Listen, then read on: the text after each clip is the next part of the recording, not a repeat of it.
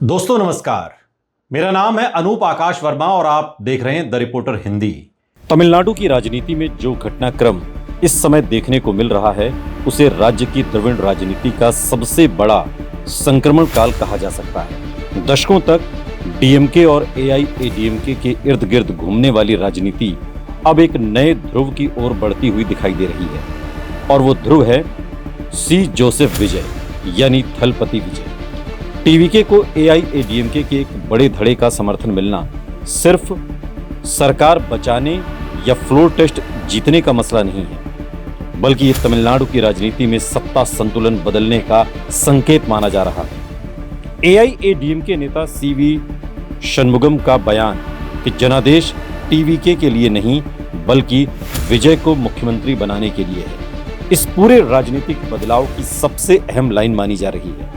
इसका सीधा मतलब ये निकाला जा रहा है कि एआईएडीएमके का एक बड़ा वर्ग अब ये मान चुका है कि जनता की भावनाएं पारंपरिक द्रविड़ दलों से हटकर विजय के नेतृत्व में बढ़ चुकी हैं। दरअसल 2026 के तमिलनाडु विधानसभा चुनाव के नतीजों ने पहले ही ये संकेत दे दिया था कि राज्य की राजनीति अब पुराने ढांचे में नहीं चलने वाली। टीवीके का सबसे बड़ी पार्टी बनकर उभरना अपने आप में एक राजनीतिक भूकंप था। हालांकि पार्टी पूर्ण बहुमत से थोड़ी दूर रह गई, लेकिन जिस तरह कांग्रेस, वाम दल, वीसीके और बाद में एआईएडीएमके के कई विधायक समर्थन में आते गए, उसने ये साफ कर दिया कि तमिलनाडु में एंटी डीएमके स्पेस अब विजय के इर्द गिर्द सिमटता जा रहा है। एआईएडीएमके के भीतर लंबे समय से नेतृत्व संकट चल रहा था।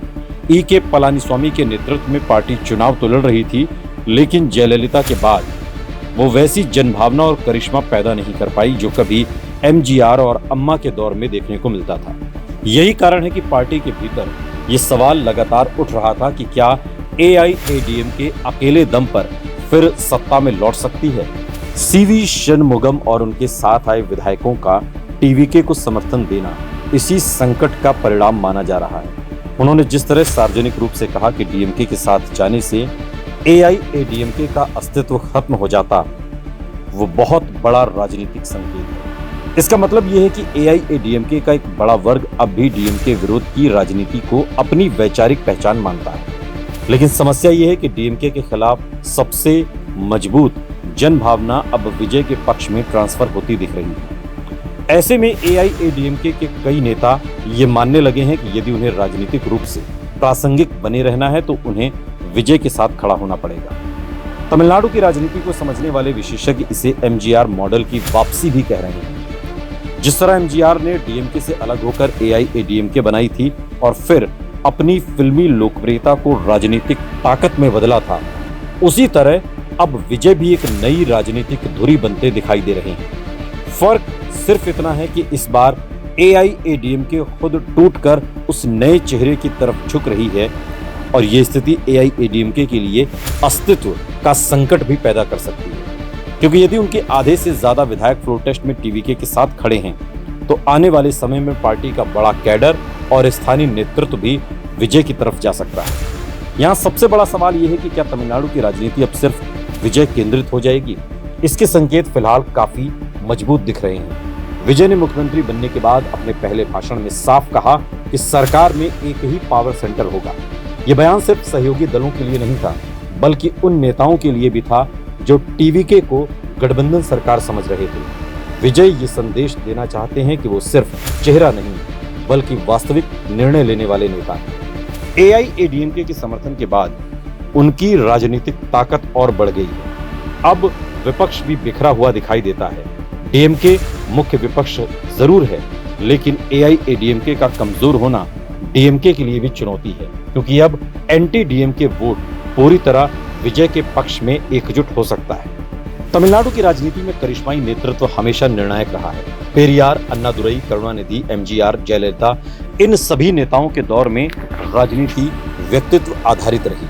अब विजय उसी परंपरा के नए चेहरे बनते दिखाई देते हैं। उनकी सबसे बड़ी ताकत उनका विशाल फैन बेस और युवा समर्थन है। फिल्मी लोकप्रियता को वोट में बदलना आसान नहीं होता, लेकिन विजय ने ये कर दिखाया।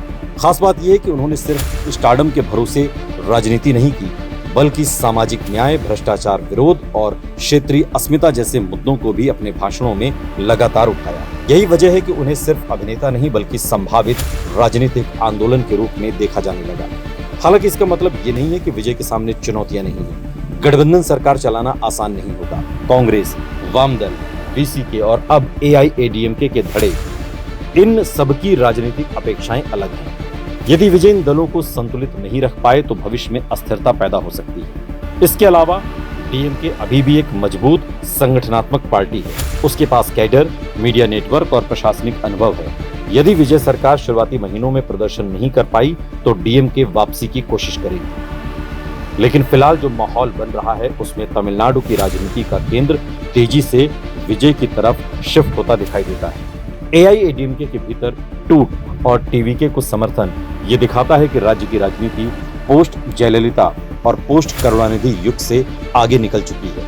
अब नई पीढ़ी नया चेहरा चाहती है। विजय उसी खाली जगह को भरते हुए दिखाई देते हैं। यदि आने वाले 2-3 वर्षों में वो प्रशासनिक रूप से सफल रहते हैं, भ्रष्टाचार विरोधी छवि बनाए रखते हैं और गठबंधन को स्थिर रख पाते हैं तो तमिलनाडु की राजनीति वास्तव में टीवीके बनाम बाकी सबके मॉडल में बदल सकती है। और इस पूरे घटनाक्रम का सबसे बड़ा असर ये होगा कि एआईएडीएमके का पारंपरिक वोट बैंक भी धीरे धीरे टीवीके की तरफ खिसक सकता है। खासकर ग्रामीण इलाकों में जहां जयललिता के नाम पर वोट पड़ते थे, वहां अब विजय को नया करिश्माई नेता माना जा रहा है। यही कारण है कि कई राजनीतिक विश्लेषक कह रहे हैं कि तमिलनाडु अब 2 दलीय राजनीति से निकलकर विजय केंद्रित राजनीति की ओर बढ़ रहा है। आने वाले समय में यह तय करेगा कि टीवीके सिर्फ एक चुनावी लहर थी या वास्तव में द्रविड़ राजनीति का नया स्थायी अध्याय बनने जा रही है।